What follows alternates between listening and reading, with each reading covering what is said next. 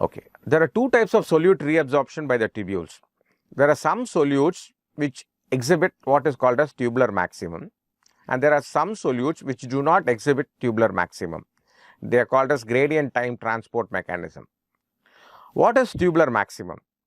Here, you look at the graph here. I have just taken an example of plasma glucose. There is something called as a renal threshold. The glucose doesn't get filtered until the plasma concentration of the glucose exceeds 200 milligram per deciliter.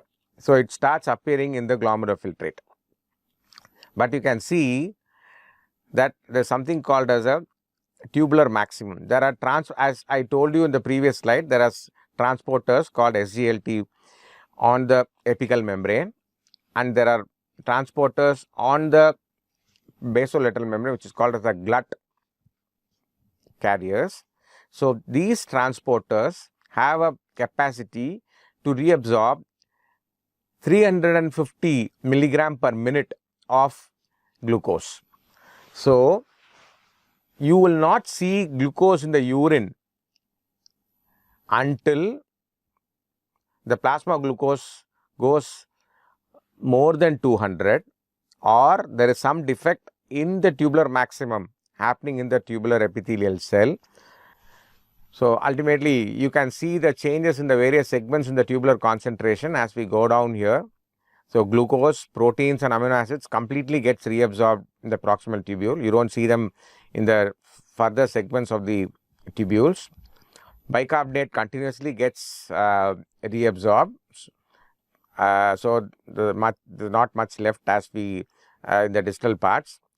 You can see that the urea concentration steadily goes up, though there is some urea reabsorption happening in the inner medullary collecting duct, but there is a net excretion of urea here.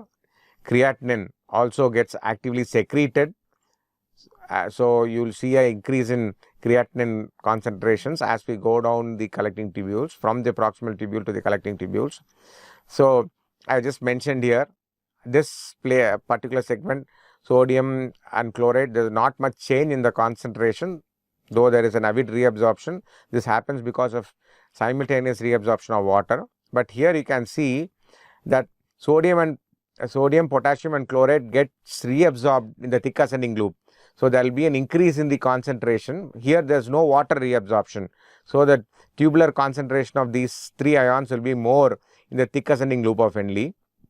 And as we go down to the late segments, I told you potassium gets secreted, sodium gets reabsorbed.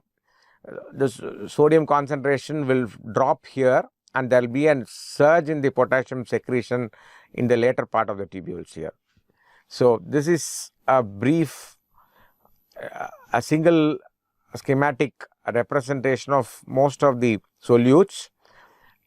What happens, the changes through the various segments as they go through.